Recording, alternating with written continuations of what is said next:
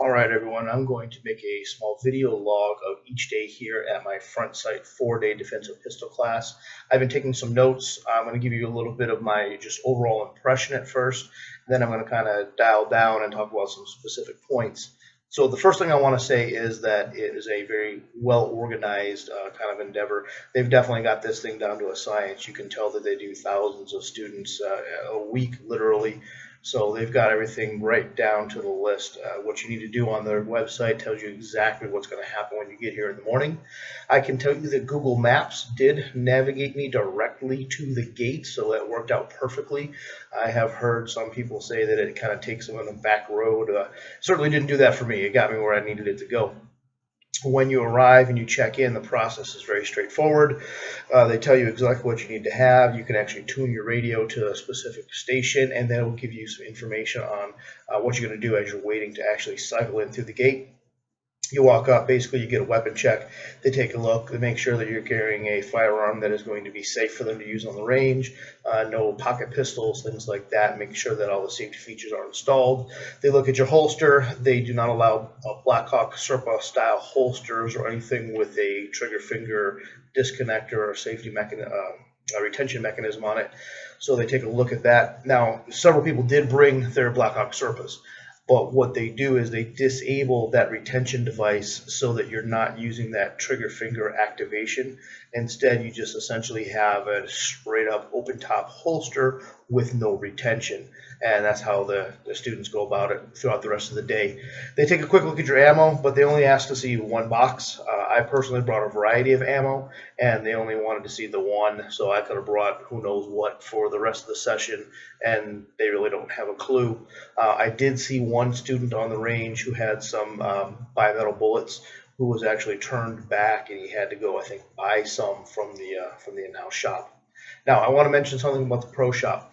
The pro shop is pretty well stocked. They have a lot of common stuff, a lot of front sight merchandise, of course, but their prices are through the roof. Just about 40% over what you'd see as standard retail items that are normally going for about $40 or about $60 or $65 here. So tremendously high, really, considering what you're getting, but you are out literally in the middle of nowhere. So if you don't have it and you need it, they kind of got you over a barrel. Now, they also have a rental counter, so if you don't have a firearm, if your firearm goes down, if you don't have a holster that is approved, if you don't have electronic hearing protection, which they require, you can rent all of these things at the pro shop rental counter, and the equipment does seem to be quality, and there seems to be plenty of it. It looks like they're using Glock 17s primarily, and I think they might be using a Blade Tech holster. It looks like a decent piece of Kydex. I'm not sure who actually makes it, but they definitely look solid, and they've got just straight open top, no retention, but they're good looking holsters. So their gear is pretty good to go. They have safety goggles if you don't have the correct type. They do need some wraparound protection. The lines are pretty close, and so brass comes flying at you pretty readily. So they want to make sure you have a little bit of wraparound protection on your eyes so you don't get that hot brass in. They are very adamant about making sure hats are on, eye protection is on, hearing protection is on. Before every firing evolution, they actually make each student physically check to ensure. Sometimes people pull their glasses off and put them up on top of their hat, and they actually want to make sure each student checks. And we use a student coach as far as going out on the line. So we actually have not only your own self-checking, but you've got a partner checking with you, making sure that your gear is good to go. Kind of a traditional teaching method. So day one, let me talk about a little bit some of the specific stuff that was here. On day one, basically it was kind of an NRA basic pistol class minus the cleaning, maintenance, disassembly, selection of the pistol. It was about the firearm safety rules. It was about just some basics of marksmanship. They didn't get into a lot of detail, but they went over the big three, kind of your sight picture, your sight alignment, and your trigger control. We talked about grip here today. We did several drills. We did a nice balance of speed and accuracy drill where we shot at different speeds and attempted to achieve different levels of accuracy. That was a pretty good drill for people who hadn't gone through something like that before. Overall, The level of instruction is very high. The instructors are very professional, and they're very knowledgeable, at least about the things that they're teaching. Now, on that, some of the techniques that they teach, I think, are a little outdated. They're not what I personally do, and they only teach one style. They're teaching the weaver style, a traditional weaver with isometric pressure. They're not even going into the modified weavers. But at the same time, they have not bothered me, even though I'm using a different technique. I'm using modern combat stance, or whatever people want to call it now, where it's kind of the weaver foot position with the isosceles upper body as you turn, more of a body armor kind of posture. They're not bothering me with that. They're also teaching a little bit of a different grip. So instead of having kind of a thumbs forward grip, which is kind of what's in vogue for the most part and seems to offer a lot of control for the pistol, they want a side-by-side thumb grip on the pistol.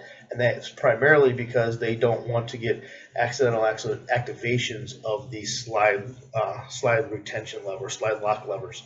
And that doesn't really seem like the best strategy to me.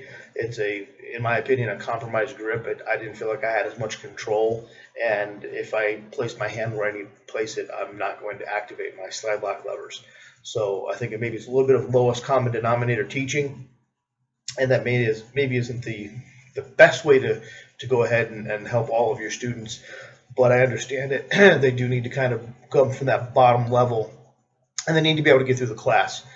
There are a fairly high student to instructor ratio. There are 36 students in my line, and we have 4 instructors. So there's not a lot of individual one-on-one attention.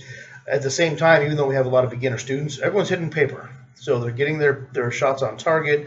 They're hitting it into that thoracic cavity on the target paper. So for the most part, people are hitting where they need to hit. Even though they may not have had formal training of any type before, most of the shooters here today seem to be at least fairly accurate. A lot of them, however, this is clearly the first time they've ever been on any kind of formal training range. You can tell that they're usually going out and banging away at paper, doing whatever they want to do. So this is the first time they're kind of doing specified drills. Now, with regard to those drills, there's a lot of stuff we're doing step by step by the numbers. This is only day 1, so as we progress into day 2 and especially days 3 and 4, we're going to have a lot more things we're doing at our own pace. We're going to be doing it just basically a go command, whereas right now we're still doing things where we're clearing cover garment, obtaining a firing grip, pulling from the host, we're rotating. So it's that step-by-step draw, and then we're moving everyone forward. But again, we have a lot of different skill levels here, including some people that have never drawn from the holster before at a range. So they need to start down at that level, and that's not a problem. Unfortunately, more advanced students are being drawn along with it, but it's always a good refresher, and it's a good way to just go ahead and make sure that you're not kind of minimizing some of those steps in your own technique, that you're actually doing each one of them clearly and consistently and actually getting the proper draw. Now, one thing I really don't like is they are teaching a no-look holster technique. They specifically stated that they want you to be holstering without looking. I really don't see the point of that. I personally, every time I'm holster, I'm looking the gun into my holster, because I am in no rush and I don't want to walk out of here with any extra holes. So I'm going to do what I think is going to be the most safe course of action for me. Even as they were discussing the reason for not looking, which is keeping your eyes down at the target, they were also stating that you wouldn't be reholstering until the situation was safe and you didn't think you would need that firearm any longer. If that's the case, I can spare 2 seconds to make sure that I holster safely. It would be really stupid to address the threat and get away from that without harm and then wind up injuring myself because I was too proud to go ahead and look down for a minute and make sure the holster was clear and I was lined up without any obstructions. Again, they haven't bothered me with it. They're letting me do my own thing. Obviously, I'm acting in a safe way at all times. I'm hitting all my targets. I'm getting everything where I want it to go. So clearly what I'm doing already is working. They don't really have a whole lot of reason to come in and try to correct me to their techniques when what I'm doing is working, and it's working as well as the techniques that they're teaching. I certainly am not opposed to trying things their way, but when it's something where I have a technique that I know is tried and true and does work well, and I give their technique a try and it's not working, or again, in that no-look holster, it's not safe, I'm going to go with what I know works. I'm going to go with what I know is safe, because that's my main goal here this weekend, is to make sure that I not only learn, practice, and improve, but also obviously am safe throughout the entire course of the instruction. They did go through a lot of lecture today, which was great. It was broken up, so you didn't sit there listening for hour after hour after hour. They broke it up. There was on the line, practical skills, back of the seats, a little bit of lecture. They had some more formal lectures in the big classrooms. Those were good. Those were talking about the color codes of awareness, just the general basic stuff. They do use a 5-color system. They go ahead and break orange into 2 steps. They basically turn the red into black, and they break orange into 2 steps. So you got white, unaware; yellow, general awareness; you've got orange, which now is a specific threat but then no other action; you've got red, which is really just establishing that line in the sand, that boundary event; and then they have black, which is active. And that's a little different from what I'm used to using. The steps are all the same, but it's really kind of, I just go with the 4. Really, orange is where you have a specific threat that you're addressing, and if that threat does something, then you'll act. If you are forced to act, that's when you go to red, and that is the action in itself. There's really no need to go to another color. They just broke it down. I think they wanted to be a little bit more distinct, but essentially it's all the same things. They just broke it out into an additional color scheme for whatever reason.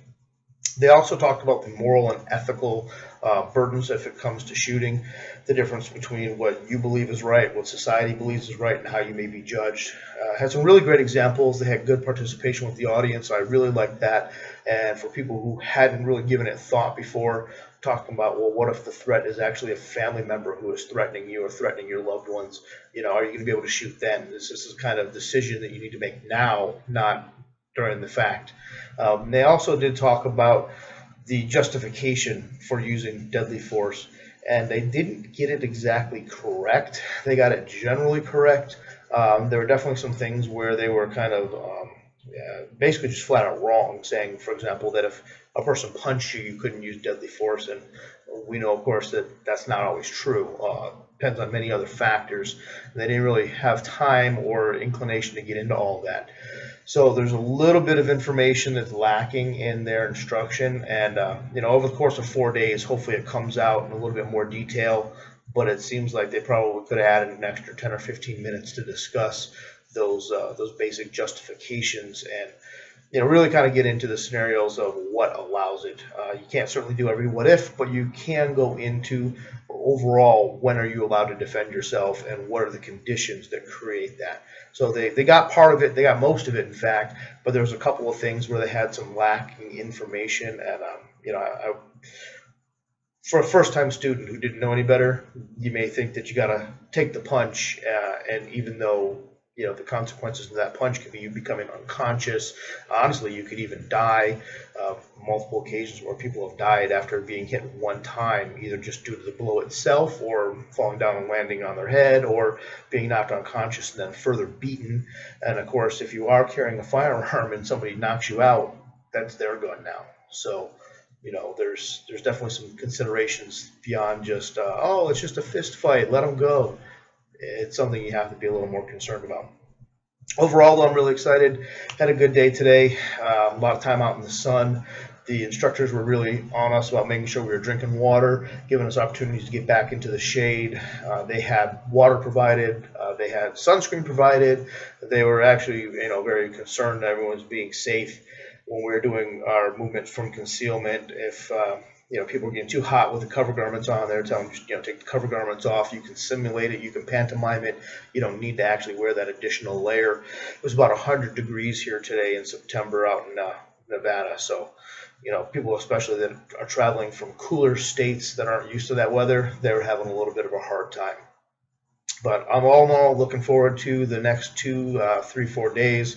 I think it's only going to get more fun as we get into the more advanced levels, especially steps, days 3 and 4. We're really kind of getting into the more tactical aspects of it as opposed to the more basic steps. So I'm excited, look forward to it, and I will continue with this video log tomorrow.